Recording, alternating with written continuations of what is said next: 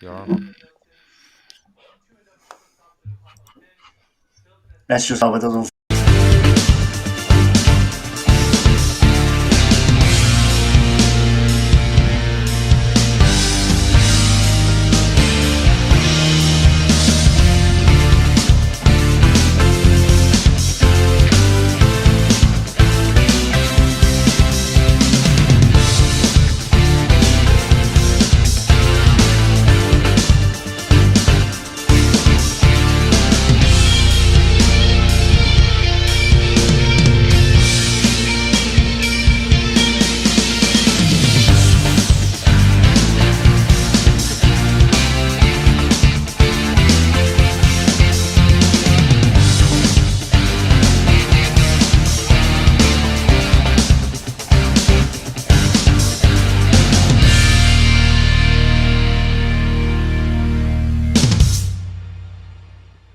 Hello, good evening, and welcome to the LFC Daytrippers. My name's Emmet, and this is Viewer's Voice. With me this week is Matt, Ron, and Ash for the first time. No stranger to the Daytrippers, but first time on this show. Ash, how are you?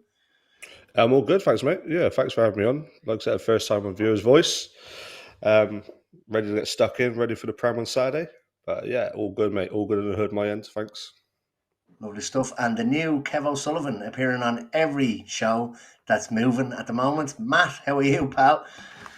I'm pretty good. I mean, you kind of took that role for a little bit too there, a couple of months ago. So, I'm in a steam company. I'll take that. It's Kev's been a good addition to the Trippers in general. So I hope I can match up to that in even some ways. So, but yeah, doing good.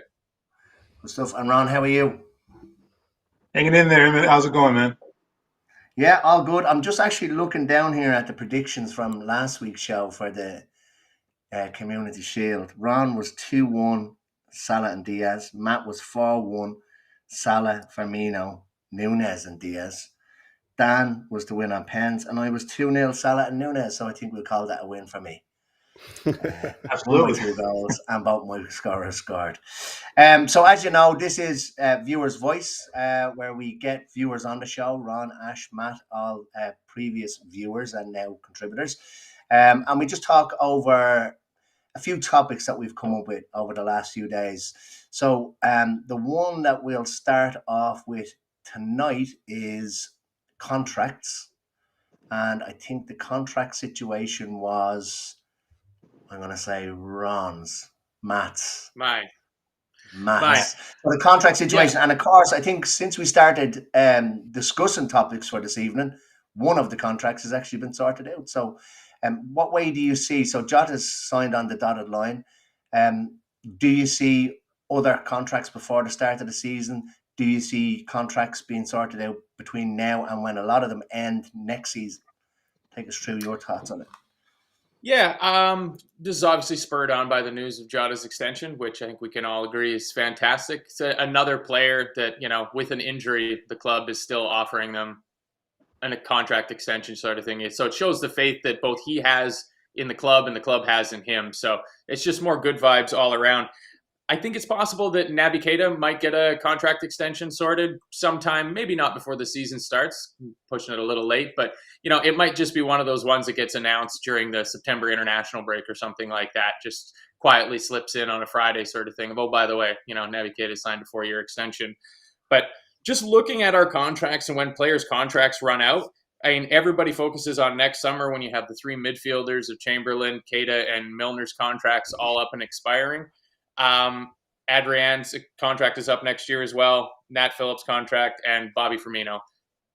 Out of those players, it's only Naby and Bobby that you're really concerned about for the strength of the squad in seasons after this one. Are there replacements already potentially in the squad for Bobby? I would say perhaps Fabio Carvalho, getting a run out at Strasbourg, playing as that false 9 for, I believe, the entire 90 minutes. That was a real eye-opener that this early on that Klopp has used him as a left-sided midfielder, a left-sided attacker, and now as a false 9 during the preseason. So that could possibly be the evolution of Fabio Carvalho to be the long-term replacement for Bobby Firmino. But if you look at how our contracts are staggered out, we've got 6 up next summer, 3 the summer after that, 6 the summer after that, 4, and then 7 contracts that run until 2027. And it's a good mix. We don't have a huge, until you get to 2025 when you have Virgil, Trent, and Mo's contracts coming up, you don't really have a huge issues to worry about going forward. So it's just more evidence of just how well the ship is run. And then, I mean, of course, the big one is that Klopp and the coaches are all signed on until 2026 as well. So it just shows that that base of the team is very strong. Everybody's locked in. Everybody's committed to the project. You don't really get any whiff from any of the players about really wanting out, especially players that are anywhere close to the first team. So it's something else. Gav accused me of being optimistic yesterday, and I have to hold my hand up and say that I am in fact guilty of that. It's all good vibes in Liverpool land as far as I'm concerned, and I think Diogo Jota signing that contract is just further evidence. So what you're saying is we don't have any Dean Hendersons going off on loan and then speaking bad about the club. Yeah. Ash, on contract. So I think it's massive getting Jotas out of the way. How important is it, do you feel, to get contracts sorted, if they're going to be sorted early before the season starts? Because look, the noise isn't going to be as much as Salah's. And I think there's only 18 months until we have to start worrying about his contract again. But how good would it be to get Naby's? And I honest personally, I like Naby. I'm on record as saying I like Naby. And I think the last season and even in pre-season, he's done well. And I think he deserves that contract. How important do you think it is to get it out of the way before the season starts to try and avoid all this noise at press conferences? I know journos won't be as kind of worried about those contracts as they were about Salah's, but would you like to get them out of the way early, or are you happy enough to just let them be sorted when they're sorted? I think it all comes down to the pedigree of the player first and foremost. Like I said, there's a lot of noise in the last 12, 18 months about Salah. And like we saw at the end of last season, it's pretty much nearly every press conference, interviews with him, interviews with Klopp, what's going on with the contract, meltdown on social media, as expected. So the bigger important players, i.e. the Salahs, you would expect it to be done ASAP, which we have done, which is brilliant. So that's forgotten about. That's no more, don't need to be asked no more for the next couple of years. In regards to people like Naby, again, an integral part of the team. But I would probably say, with the same as what Matt was saying, it's one of those you probably expect it on the off chance in the middle of a week in September or October, rather than before Saturday when we play Fulham. I think it's imperative to get it done early. It just stabilises the team. Everyone knows their position. There's no murmurs inside the dressing room. There's nothing going on in the media. All that is cut. All the bullshit is done. I mean, everyone knows their position. They can crack on with the season. Just going back to what Matt was saying in regards to Bobby, I have seen a old school Trippers releasing something on social media saying that apparently that is in talks at this moment in time, and negotiations are going well. So who knows? That could be something that we might see in the next few days, that is signed, sealed, and delivered. Whether it's a one year rolling contract, I'll take that, because we all know how important Bobby is, and even though he's probably not as a goal scorer as what he was, he's still an integral part of the team. So I'll be happy for him to sign. Brilliant that Jota has, but I'm definitely one of those. I would rather get it done early, get it done, and then focus on the summer after for the next upcoming contracts, really. Good stuff. And Ron, we actually spoke on this show last week about Firmino and what his role in the team would be. Would his role change? Would his position change? He's into his last year of his contract as well. My favourite player of the Klopp era over the last 6 or 7 years. I'd love him to stay on. Comments that he's come out since the Community Shield, basically that he's really happy where he is. Do you see him extending, or do you see him or the club allowing him to see it out and then maybe moving on? I personally think that he's integral, like what Matt said. There's so many young lads in there, even Elliot and Carvalho. I think will learn an awful lot from Bobby. Would you be on the side of hoping they extend, or do you think it's going to be swung on season? I'm on the side. I hope he extends. I think, and I do think he will. I kind of like how Matt said about Naby, which is something. This might be something that gets kind of done, kind of quietly and just kind of announced one day, and then that's the end of it. I think that's going to be more the Firmino scenario than Naby, because like one of the commenters just mentioned, I do agree that it's highly likely if Naby doesn't sign soon, he probably will be looking for pastures new. There's a whole lot of reasons to that, why I think that, and we'll get into them when we talk about getting to other segments. But as far as Firmino goes, I don't think we can overstate the impact he's had since the front three's been put together. I don't think you can overstate that.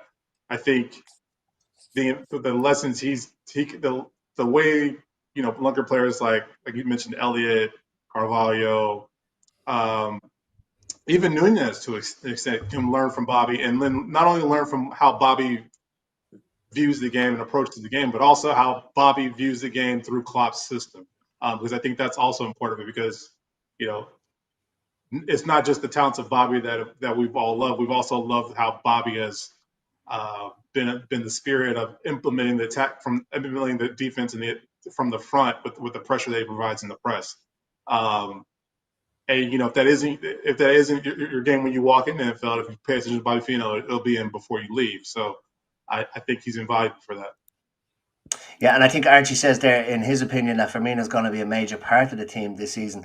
And I thought that myself as well. Not because of Jota's injury, not because Nunez needs easing in, but I think, like we've always said, Bobby has an awful lot to offer to the squad. He's like the Swiss Army knife of football players. He's defensive headers, winning balls back in midfield. He's really good pressing as well. Ash, do you see Firmino? I mean, particularly seeing that he started the Community Shield on Saturday. Do you think Bobby has a major part to play this season? Yeah, without a doubt, mate. My stance on Bobby Firmino hasn't changed in any way. Still do a job for us, and he's got the trust from Klopp as well. Klopp's not afraid to chuck him in at the deep end in the big important games, because he's done it for us in the last few years. He's shown his worth. He's shown his faith, and it wouldn't surprise me if on the odd occasion when we do play the Chelseas or the Cities that we go back to a Firmino and Salah with, I don't know, like a Diaz on the left or a Jota on the left, because that Bobby on the big occasion can put out the bag. Again, like I said, he's not as prolific as what he was, but he still does a job for us. He's the front of the press, gets down defenders' throats, links that link up as well between midfield to Salah and, like I said, Diaz or Nunez, whoever plays on the left. It wouldn't surprise me if we do change it up and go to a 4-2-3-1. That you see Bobby going down the middle as well in the three. And maybe if you're, like we saw on the odd occasion last year, when Klopp went 4 up front, if you take a midfielder out and then you put Bobby in midfield just to link up him with 4 outlets on either side, is integral. And yeah, I think we will see a massive part of Bobby this year. And us on the field and off the field, i.e. like helping Nunez settle in and Carvalho, and his experience is massive going forward for the next couple of years when he does eventually go. And we've probably spoken about 5 subs on the podcast as much as we used to speak about Salah's contract. Matt, do you think, and my opinion of Bobby would be that I think he's a better starter than coming on as a sub. He would have more impact on the game. Not that he's ineffective when he comes on. I just think he does better when he starts games. What would your opinion be on Bobby starting, or whether he has more of an impact coming off the bench? It's hard to gauge because we haven't really seen Darwin from the start. Our opinions might change, and I think I fall into that camp. The more we see of Darwin Nunez, the more I see of him, the more excited I am for him, and can understand why the club was okay spending the amount that we're going to end up spending on him. But Bobby coming off of the bench, to me, it's like a Milner option for up front. Regardless of the position that you're in the game, You can bring him on. It doesn't matter if you're being bombarded with long balls and corners. Like, he's fantastic defensively. He knows all of his responsibilities. Like Ash was saying, like, he's the embodiment of that Klopp system. Like, he's been there the longest out of all the forwards. So he knows how the whole machine works and has played all across the front line over the years. So to have him to come off of the bench is incredible for us. And especially if you think 5 subs, if he's coming on, maybe you're chasing a game, you might be bringing on a Carvalho or a Harvey Elliott to play alongside with him. And those are both kind of those tricky types of players that seem like they would flourish of working with Bobby, because, nobody's going to say no to another ridiculous back heel pass, set somebody through for a nice goal from Bobby Firmino. So he's gonna get his minutes without question if he can stay healthy. I'm just starting to think that that's the starting role might be gone for Bobby before he knows it. And if Diogo Jota takes too long getting back from his injury, it might not be a spot available for him there. I think Darwin might just grab it. Good stuff. So you mentioned 6 contracts are up next summer 23. So Bobby, Naby, Milner with his 1 year. Who else did we say? Chamberlain. Okay. Nat Phillips and Adrian. So I said out of that, the only one that's a potential first teamer is Naby Keita. Yeah. Easily replaced. Adrian's easily replaced. Nat Phillips easily replaced. Chamberlain easily replaced. Not so easy to replace as Bobby and Milner. Like, just for the roles that they play in the team, the versatility and the experience and the leadership that they have. And then into next season, 2024, it's Matip, Thiago, and Sepp Vandenberg are the only contracts that expire in 2024.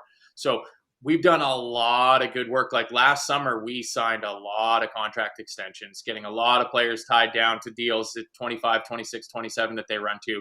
And we're going to start seeing the dividends from that now. It's because it allows us to just say, and came up in the chat of, we've got out of our forwards, Darwin Nunez, Diaz, Diogo Jota, and Fabio Carvalho, all of their contracts expire in 2027. But there is no way that they all get to 2027 without being offered extensions. Luis Diaz will probably, if he can find his form and start putting the end product into place, he'll be offered an extension probably next summer, maybe 18 months from now on slightly higher wages. And that's the way that we do it. We're not going to give you Jadon Sancho level wages when you first come through the door. You're going to start out at 140 or 160 grand a week. But if you have a good season, you start doing it again for a second season, we'll bump you up to 180, 200 and sign on for another couple of years. So it's really, really clever management from Liverpool. And you mentioned there about the not giving Jadon Sancho wages or Rashford wages or Pogba wages. That's just one thing that I think that's obviously real. All United players. I just feel that we do it really, really, really well in terms of the bonus structure. I mean, I think when Bobby first arrived, he was on something like $8,000 per goal, up to 10 goals. Then it was something like 12 grand for every goal thereafter, and it was like a scale. But yet he was still probably still probably one of our top assisters, even when he was getting additional money.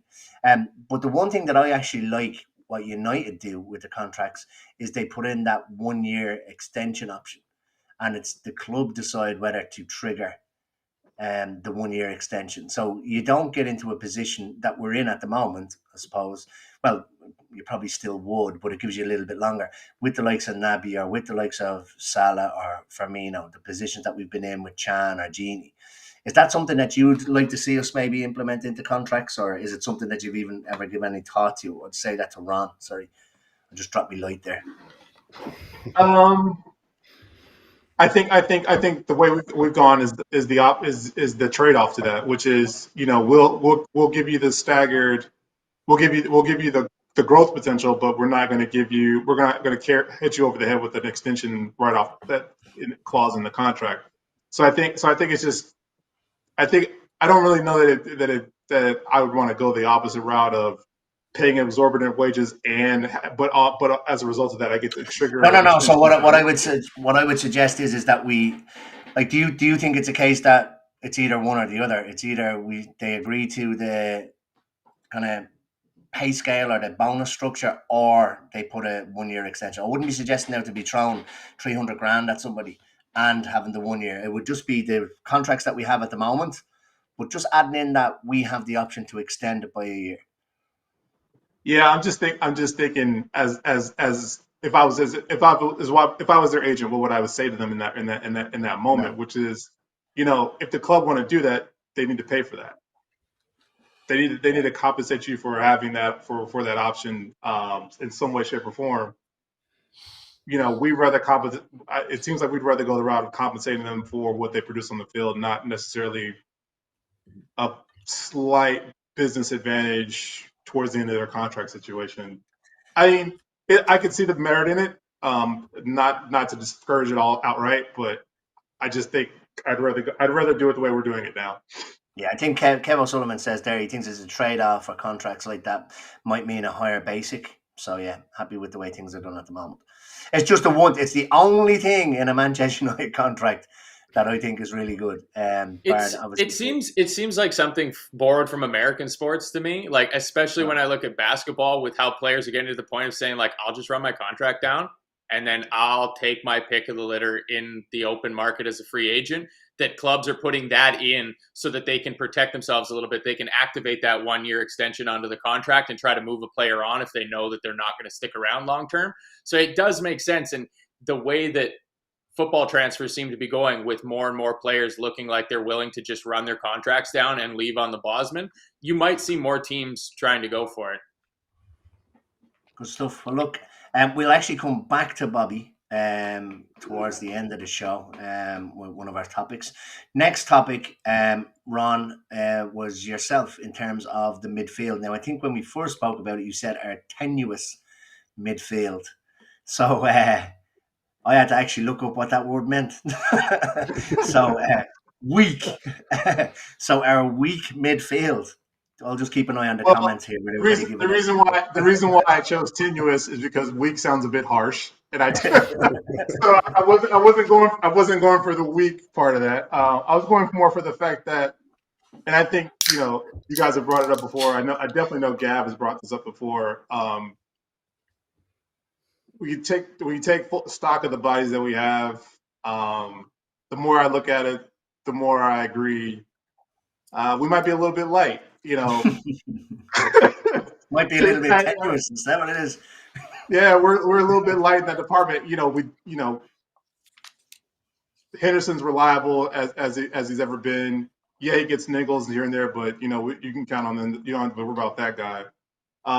Ox, however, he, even though you can say, okay, well, he's injured, not really, yeah, that makes us light because he's injured. But even if he's available, he doesn't really count towards our options because, as we saw last season, he was available some 90% of matches. Klopp had no interest in using him, and I don't know what about this season would be any different. So that's somebody you can't really count. Carvalho and Elliott and Jones, all very young, all learning their trade. So you got to give them their grace of having their ups and downs like anybody else. So nothing to really rely on there. I think they'll do well, but am I counting on that? Do I want to count on that going into a season where you're going to be challenging all fronts? It makes me feel like we're a little bit light. Naby Keita, this is what I was going to go into about his contract a little earlier. I don't know that. I know for a fact that, at least from a fan's perspective, I would say most of us would agree that the Naby Keita we got isn't necessarily the Naby Keita we thought we were going to get. Now, for good or bad, better or worse, he's been improving as of late in terms of availability, in terms of consistent performances. But is he? Do we have a grasp? I don't think we have a grasp on what he thought his situation would be like. Is he playing enough for him? He's got his own ambitions to worry about. So I don't know that he signs. Like Matt said, he is replaceable. And I don't know. I mean, we're going to have to rely on him this season just based on our numbers in midfield. But he is susceptible to a breakdown. So I don't know. Like for me, I agreed with the team earlier this summer when I said I'd like to have one more, particularly in midfield, come in through the door. That's looking ever unlikely, but I wanted to put this out to the guys to give their thoughts. I know everyone's confident about going into the season with the squad we have, but does the midfield give anybody pause at this point? Yeah, well, look, I'm going to go to Matt because Klopp was on record as saying that there will be no more incomings providing there's nobody leaving and no more injuries. That was before Ox's injury, that was before Jones's injury, and it was before Tyler Morton went on loan to Blackburn. Do you see the midfield as being tenuous at the moment, Ash, and do we look to add to it? Do you see us adding to it? I think first and foremost, we've got to remember this is the same midfield that played 63 games last season and got us potentially 15 minutes away from a treble and then 1 goal from Real Madrid from the quadruple. Yeah, it's 1 year on, 1 year older, like every other team. You've got to remember that. But then our fans are notorious for it, as you've all probably seen in the past. Everyone likes something shiny, something new, and then they think we're light, and then all of a sudden we have a phenomenal season, and everyone forgets about all the comments that was made 8-9 months previous to that. I do think that next season will be an evolution and an overhaul of our midfield. I think there's still enough quality and enough legs and experience between, I think, was it 7 we've got? 7, 8 on the books. Is that right? It was around about that. And between them all, I think that's enough to get us through potentially another 63 games. If not, let's say we go out early in the FA Cup and the League Cup, that cuts the amount of games down. Injuries is hit and miss, isn't it? I think everyone's still on the bandwagon of being scared of what happened a couple of years ago. I think we're already 2 down. Yeah, Jones. and Now we don't know how bad Jones is, obviously, but we do know. Well, we don't know exactly how bad Ox is, but it doesn't look promising for Ox. It doesn't, no. And I think those scars are still there in a lot of people's minds. What happened a couple of years ago? So I'm exactly the same. Like you say, you think a couple down. What happens if against Fulham we lose like Hendo or Thiago for a couple of weeks, and then we really are light. But I've said this a few weeks now. I do think we're going to go to a 4-2-3-1 a lot more this season, which then gives us a case of only using the 2 midfielders and then the 4 attackers, which then frees up the rotation policy of, we can have like a Thiago and Hendo in one game, or a Fabinho Thiago, or whatever that looks like. I would love a couple more. I'm not going to turn around and say I don't. I could name them now if I could, but I think next season. No. I think Jude is definitely the first one, first and foremost. And doing a little bit of research after a few pods on there about Nunez. After what Keith was saying, they reckon it's like the second Thiago and stuff like that. So I think he would suit us as well. Yeah. But I think there's enough for at least one more season. I think if we're sitting there this time next year and we're having the same discussion with the same midfield and no one coming in, then I think there might be a case to worry about. But I'm fairly confident that we've got enough this year. Cool. And Matt, Ash mentioned Jude Bellingham, and there was kind of reports this week that we may be looking at doing a similar deal to what we did for Naby, in terms of agreeing the deal in principle and that he doesn't come then till next summer. Jude Bellingham aside, because apparently there's not a hope in hell of him coming in. With Jones injured, with Ox injured, Morton gone, do we have enough in midfield? Or do you see us possibly... Look, we all would like to see somebody coming in, but do you see them bringing anybody in? No. I don't have the same reservations about our midfield. I find the use of the word tenuous to be inflammatory, bordering on... How dare you, Ron? About this You're going to use a word that is a synonym for weak for a midfield that has James Milner in it? He would fly 2-legged tackle through your wall right now to take you out if you were on the same continent, I think. I just don't. The 3 names you listed off right there. Tyler Morton, I think any minutes that he had last year, I think now, after the preseason, are going to be completely taken by Stefan Bajcetic. I think he had such a spectacular season that fringe youth player that's maybe just a little too good for the youth, but not quite good enough for the first team. I think Bajcetic took that spot with both hands in the preseason. I thought he was fantastic. Last year in the league, Harvey Elliott had 6 starts, 6 appearances. Oxlade-Chamberlain had 17. I think Harvey Elliott will absorb all of those appearances by Chamberlain and more. Curtis Jones only had 15 appearances in the league last year. I think even with this injury he has now, he'll probably get 20, 25 appearances in the league. So I'm not worried about it at all. The opposite side of it is the injuries that we have picked up in the preseason, not so much goalie because we've ended up having to watch Adrian in games, but, bless his little heart, he's done pretty good. Konate going down with an unknown knee injury. Well, guess what? That just opens the door for Joe Gomez, who has just signed a new contract extension with Liverpool that could play himself onto a World Cup team with England, have a chance to actually win the World Cup. That sounds like a pretty motivated player to me.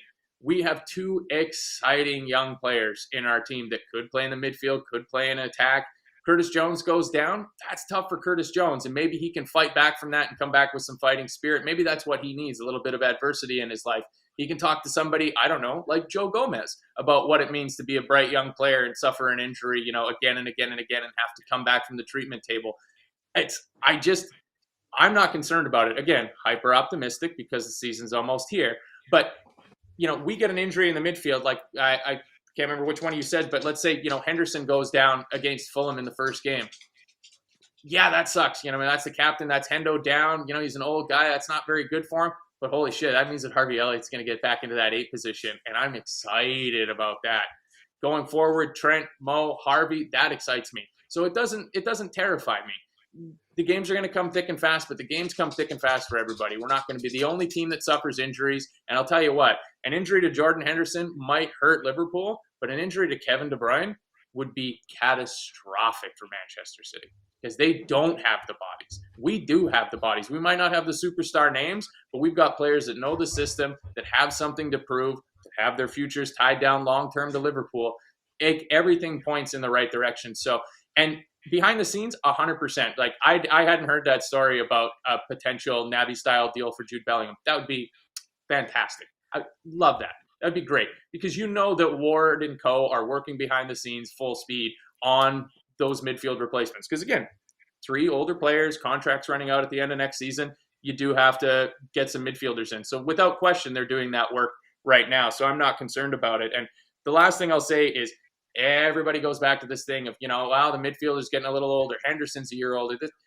So are the young kids. Everybody ages at the exact same rate. So yeah, Henderson's getting a little bit older. Milner's getting a little older. Fabinho, Thiago. But guess what? Harvey Elliott's getting a little bit more experience. His brain's moving a little bit quicker. So is Fabio Carvalho. So is Curtis Jones. So come on. Let's be optimistic. We're going into the season. Come on.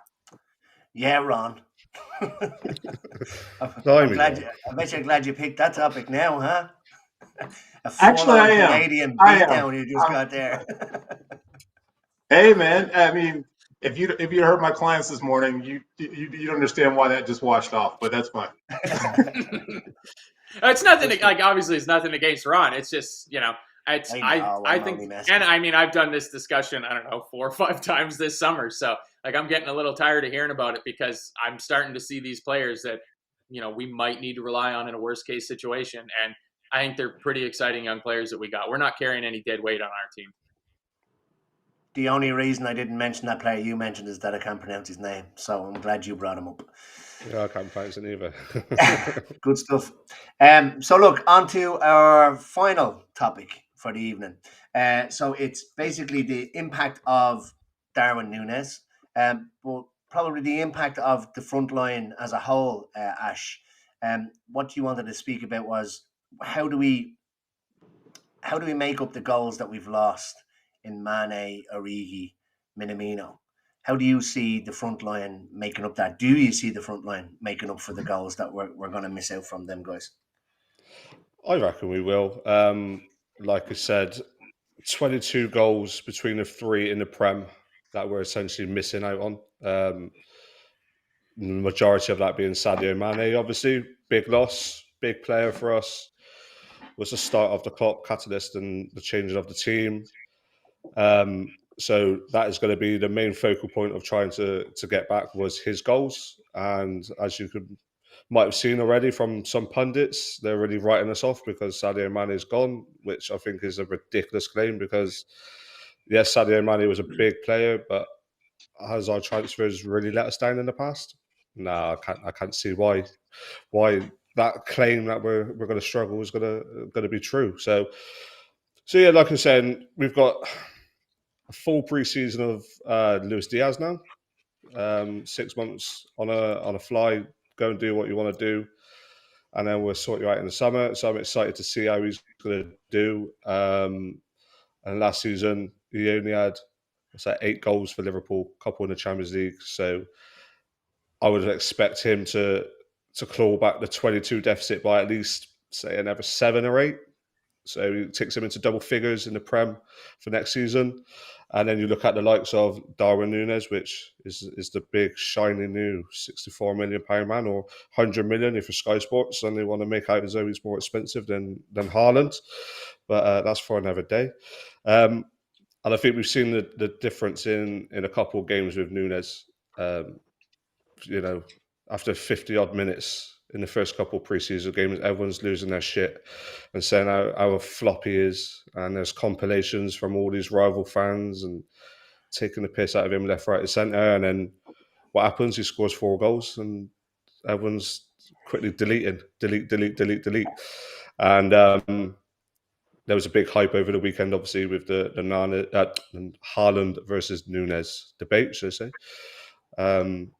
There's so much focus on Haaland. It was nice the fact that Nunez come on, changed the game with half hour to go and gets his goal at the end. And I think that's massive for us going forward into the season because they always say the first goal is always the hardest to get. Yeah, okay, it's not a competitive game per se, but you can see the celebration afterwards and the fact that the trophy was given to him and he was absolutely buzzing. And I fully expect him to get off the mark on Saturday, if I'm truthfully honest. So 22 goals we've got to make up from last season in the Prem. I will say that Diaz will take 2. So I reckon he'll get another 10 in the Prem. So he'll go for at least a dozen. I reckon Nunez will top 15 minimum in the Prem. And then we've got the likes of Carvalho, Harvey Elliott as well. Then we've got to look at Jota. Obviously, he had a very good first half of the season. And then second half of the season, he had his injury and his form completely obliterated. He literally only scored 3 goals in the last 13 games in the Prem. And you're thinking at the rate that he had at Christmas, you would have thought he would have at least hit 20, 25 Premier League goals or beyond that. So, yeah, okay, he's going to miss the first couple of weeks. But then, like I said, once he's back in the swing of it, I wouldn't imagine it take him long to get back to the form that he was in. And then you've got to also remember Salah. Brilliant first half of the season. Looks hungry, doesn't he? He looks hungry. He wants it. You can see it on Saturday. He looks relaxed. He looks ready to go. It's like the weight. Highlights in his hair. Yeah, I did notice that. I was like, is that the light or is that genuine highlights? But yeah, he looks back to the Mo that we knew from last season. The first half of it, he looks hungry, sharp, ready to go. And you've got to remember, at Christmas, he had 22 goals, I think it was. I saw earlier. 22 goals by Christmas, I think it was, in all competitions. 31 by the end of it. So in the second half of the season, he only scored 9 goals. Now, with the rate that he had in the first half compared to the second half, you're thinking a fully fit, no pressure, No AFCON, no World Cup. no, exactly that. You're thinking at least 30 Premier League goals. It wouldn't surprise me at all. And it wouldn't surprise me again if he's close to the 44 goals that he had in the first year. So I think even though we are losing the Mane, the Div, the Taki goals, I think there's so much firepower from the rest of the lads that I think we've got more than enough to get it done, basically. Kev O'Sullivan's missus wants you to keep talking there. She says she's loving your accent. She says it's that's the like being at Bristol boy home. in me. That is, yeah, that's the Bristol boy in me. There was a couple of comments went in there about Diaz. I think it was Kevin Ball saying that he'd like to see Diaz get at least 20 in all competitions. And then it was the Daytrippers commented, so I'm assuming that's Gav saying that Diaz needs to get into more goal scoring positions like Mane did. Yeah. I've noticed when he comes inside, he brings it in, he comes inside, he always shoots for the far post. And I'll do the shouting at the telly. Just change it once and aim for the near post or whip to the near post. I have all faith in Diaz to find these scoring boots. Like you said, it's 39 in all competitions, 22 in the Premier League. Does Nunez, Diaz, Jota. Now, bear in mind that Jota himself got, 21 goals in all competitions last year. So even something similar from him. Do Diaz, Carvalho, and Nunez make up those 22 Premier League goals that Mane or that the other guys brought in? Origi, Minamino, and Mane in the league. I think easily. I won't put my neck on the line and say how many, but I do think that they'll make them up. Matt, do you see the goals that we're going to miss out on from Origi, Minamino, and Mane being kind of made up by Nunez, Diaz, and possibly Carvalho this coming season? I mean, replacing the impact of Divock Origi's goals is probably impossible, but the number of them, yeah, I think that should be easily done. Our forward line, I really, really like the look of Darwin Nunez. I think he provides a real different option, and despite what I was thinking a week or even 4 or 5 days ago, I think he's going to start the first game of the season. I think Klopp's going to throw him right in there because there's no way that Marco Silva's been preparing for what Darwin Nunez is going to bring.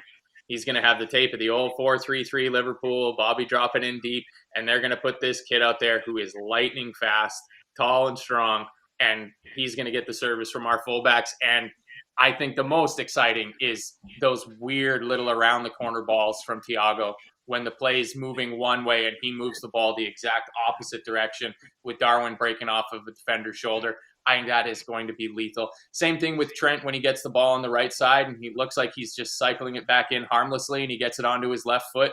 Once those guys get that understanding down, like a quarterback and a wide receiver combination where they can just give a look and he knows I got to go and he's going to put that ball there for me. Once that starts to get developed and it doesn't look like it's going to take very long, it could be lethal up there. And I think one of the biggest beneficiaries of that is going to be Luis Diaz, because I can see a lot of the ball coming into Darwin, the two center halves being drawn to him and him knotting the ball down, kind of like what Andy did for his goal against City on the weekend. I can see a lot of that, especially once teams start realizing the threat that he brings and how it changes our attack. I can see, Darwin laying off a lot of balls to Luis Diaz to run onto where all he has to do now is just put the ball in the net. He doesn't have to, take the ball past 3 or 4 defenders and from the edge of the box try to put one in the top bin. Just be right there, be ready to pounce, and when that ball comes in, be on it like a shot because it could be falling right at your feet. So, even if we come 5 goals short of replacing the total of the outgoing forwards, we score a shit ton of goals, and we've got a fantastic defense. So, I don't think you can say we didn't win the league because we didn't score enough goals, but I think we might even score more goals next season. So, well, we scored 94 Prem goals last year, and it wouldn't surprise me if we get that again. If even with the likes of Mane, Taki, and Div not being there, 94 goals is a ridiculous amount over a space of 38. And again, like I said, a hungry Salah, a Diaz who can only get better. Jota doing exactly the same. Even if Bobby chips in a couple more, he only had 5 Premier League goals last year. So even if he doubles his return, that's another 5 goals, and that makes up pretty much nearly Taki and Divock's return from last season. So I wouldn't surprise me if we get the 94, if not over 100 next year. But sorry for cutting in. Sorry. No, Grant. Ron, in terms of the forward line, do you think we have what it takes to kind of fill those goals, or do you feel that the front line is a bit tenuous? It's word of the night, that is. Apparently, it's gonna be a word. I'm gonna have to like check on again. I'm like, wait a minute, does it mean what it means? 'Cause I didn't think it was gonna have that level of impact. I'm gonna try and use that word as much as I possibly can all this week now, in work and everything. Or the missus hands me a cup of tea. I mean, you see the result, right? You see the result. So. No, I think we got more than enough firepower. What I really like about how the forward line is shaping up, I think Matt kind of touched on it a little bit there, is the fact that it is so unpredictable going forward now about just how these guys are going to interact, just what the timing is going to look like, how you play it, who's going to spin, who's going to drop. And I think as far as Diaz goes, I think there's two things that he does that really remind me of Mane. One is he's got the pace Mane had back in like 17, 18. So he has that. So there's that one commonality. The second one is it kind of looks like to me, Luis Diaz does the same thing Mane does, which is when he gets the ball at his feet, there are two people who are surprised about what happens next: the defender and Luis Diaz. Mane used to do that a lot, where he'd get the ball and he would make a move or a spin, and he was like, he didn't look like his body could spin that way or do that move, and it surprises both himself and the defender that he actually pulled it off.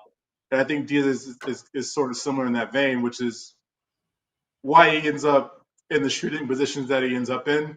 I think his shot selection kind of reflects the fact that he ended up where he didn't really plan on ending up where he ended up. He just kind of got there by just trying to beat the guy first and foremost, and then getting a shot away.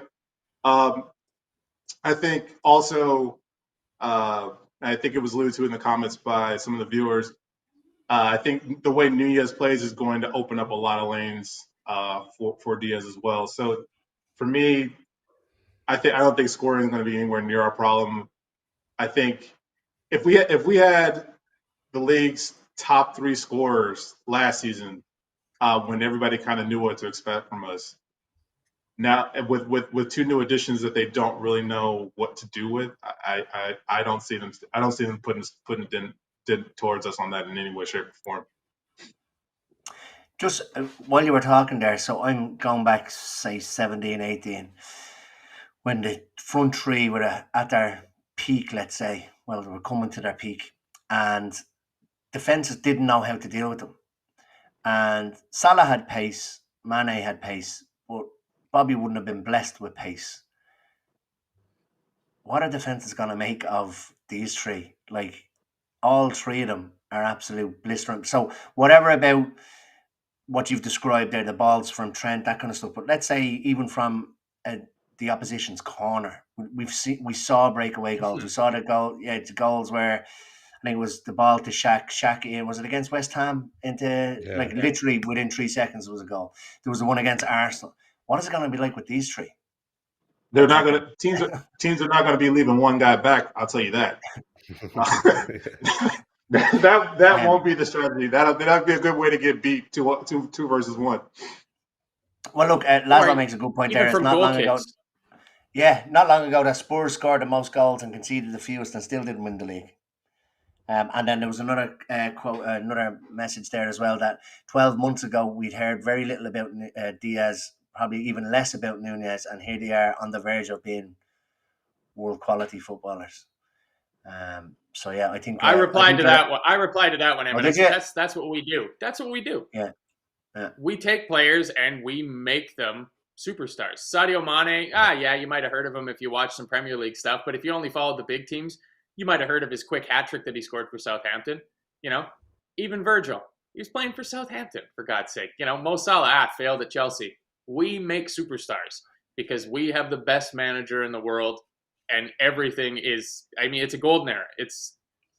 That's why I enjoy it so much. Like, the club is operating at absolute peak efficiency. So, he might not be nailed on. And that's kind of why I mentioned last night on the prediction show of, most other teams' shows going through who's the most overpriced player of the season. Almost certainly all of them are saying Darwin Nunez, because he's one of the big money transfers of the season and he's completely unproven. But the track record that we have for transfers is proven. With the exception of Marco Grujic, Loris Karius. Did you? I'll go to you, Ash, with Nunez, with all of the videos and the TikToks and all the viral memes and all that kind of stuff about Nunez. Blimey, you 18? Did it never? Did it never? Well, did it never? Did it never make you? Did it ever make you doubt Nunez or how quickly he would settle? And then, how do you feel now after this? Look, his 4 goals against Leipzig. Okay, they all came out. Oh, it's only Leipzig. It's only the team that knocked. I think they knocked United out of the Champions League, didn't they? And then it's he comes on, upstages Haaland, and in Haaland's in the Community Shield, Haaland's Community Shield comes on and upstages him, and then it's only the Community Shield. I'm just looking forward to proving more and more people wrong week in, week out. But was there ever any doubt for yourself? I wouldn't say it was doubt. It was, I suppose, a little bit of worry because... Did you start thinking he looks like Andy Carroll a bit? Maybe in height. Now, I think it was said in the Telegram the other day that now it's Haaland is the Scandi Carroll. Oh, okay. Mm-hmm. Very good. I like that. Yeah, touche. Like I said, I've said it before on previous shows. I didn't really watch much of the Portuguese league. The only thing I ever saw of Nunez was when he played us last year in the Champions League, and I was impressed in those 2 games that he played against us. He was a menace. Scored a couple of goals, had a couple disallowed, and he certainly made our defence work hard that night. And you saw the comments from Virgil and some of the other lads afterwards. They made a claim that he's one of the best strikers that they played against.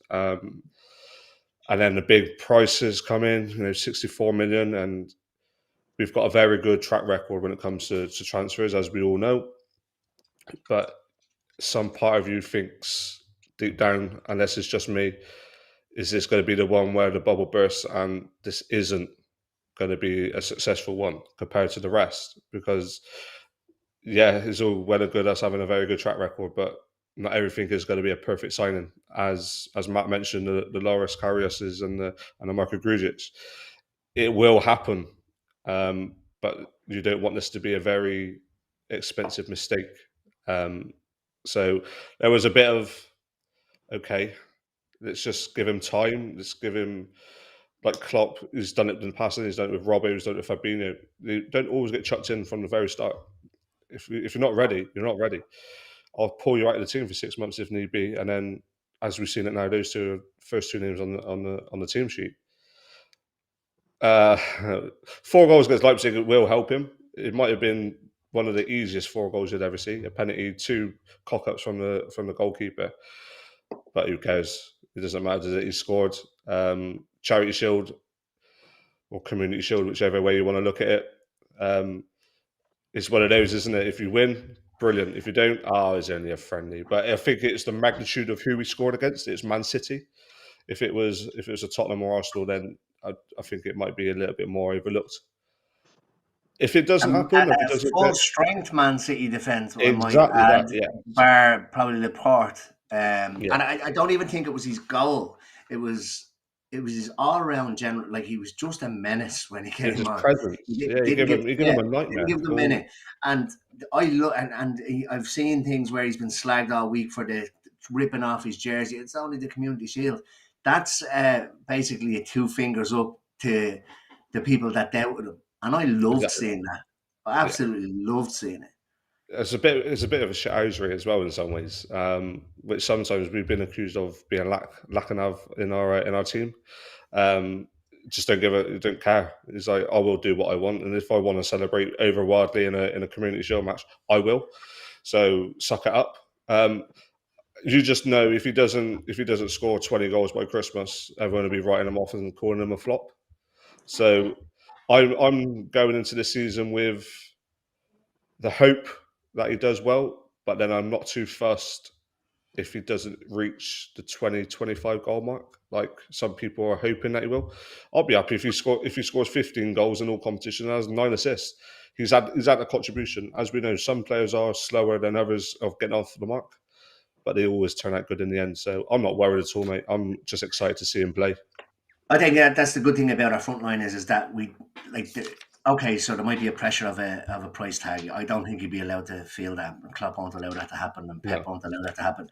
The fact that you've got the Firminos, Diaz, Salahs, argue. Look, 100%. He's coming in. He's cost twice as much as what Salah did, but he's there's no doubt who the star of the team still is Salah. I know that probably wouldn't be felt around training grounds and stuff like that, but that even takes a lot of pressure off him. So I don't think we're as reliant on him to do well as maybe other teams are reliant on their big signings to do well, which I think takes an awful lot of pressure off him as well.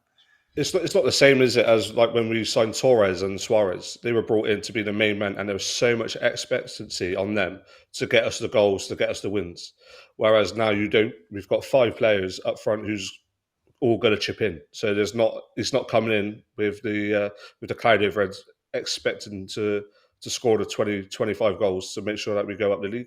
So it's a massive contrast to our previous striker signings compared to now. Like I said, you've got Salah, you've got Diaz, you've got Jota, you've got Bobby. There's plenty there for them to suck it all up and get the goals and take the pressure off of Nunez. And Matt, you're all in on Nunez absolutely lighting up the league this season. Same as what Tom Boland actually says there.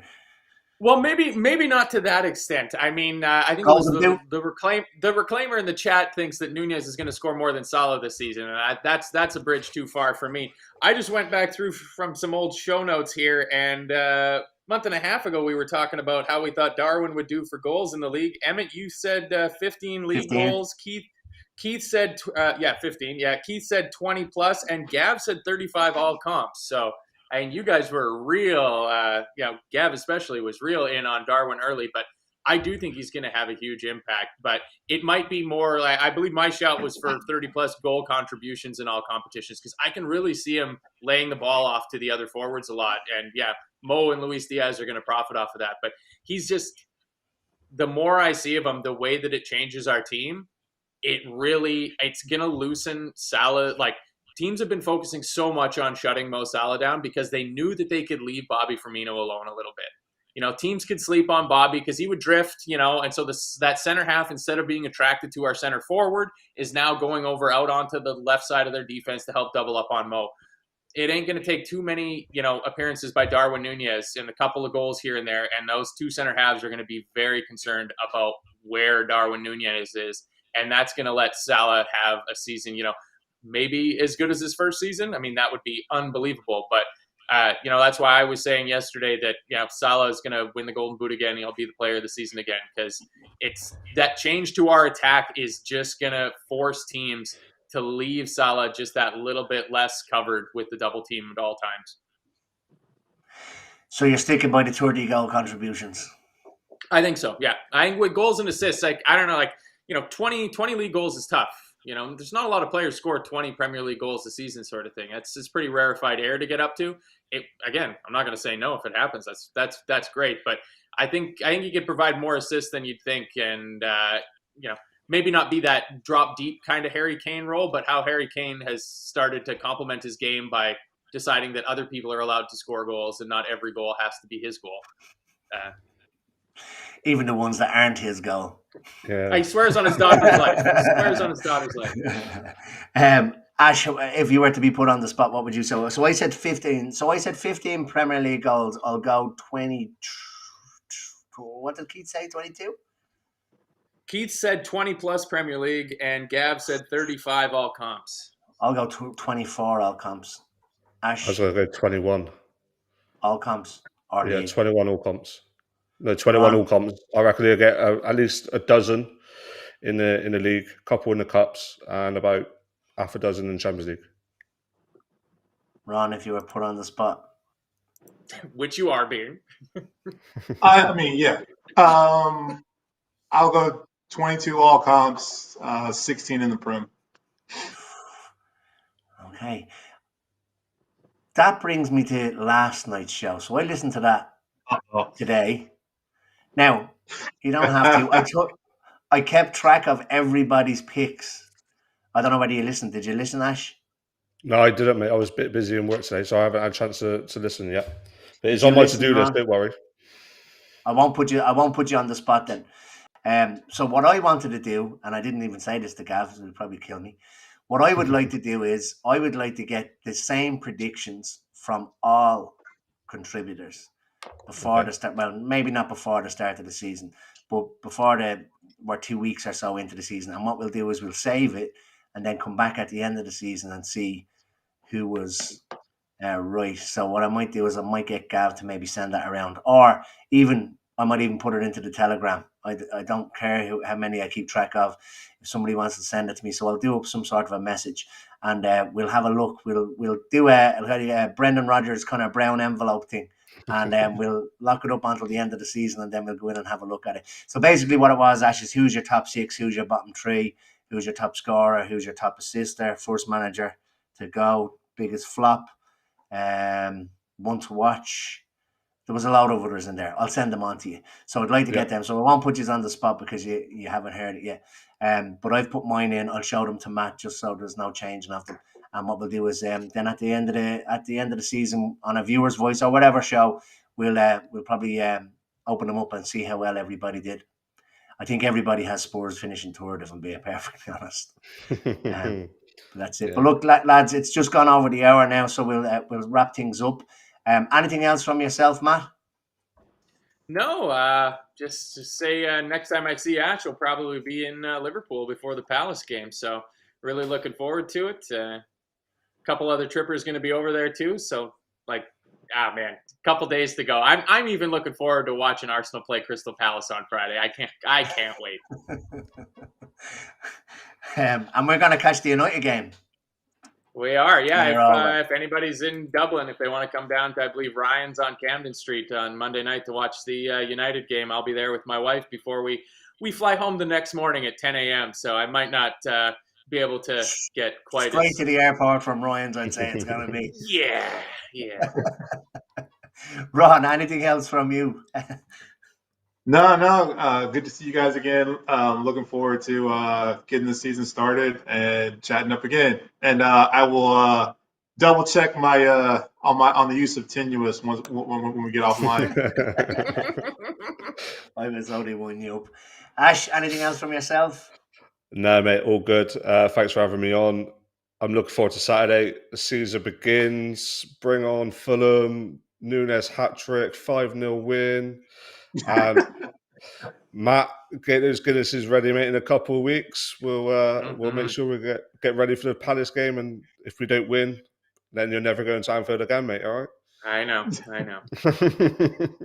But yeah, thanks, good thing we're going to win. So as always, we're just looking for people to donate for Bobby's Wish to Walk as well. The link will be in the description. No donation too big or too small. He's looking to get the same kind of treatment as we assisted with Sienna last year. So if you can donate, please do. It's in the description. But that's it from us. It's been the viewer's voice. Thanks, Ash. Thanks, Ron. Thanks, Matt. And we'll be back again next week. We'll see you then.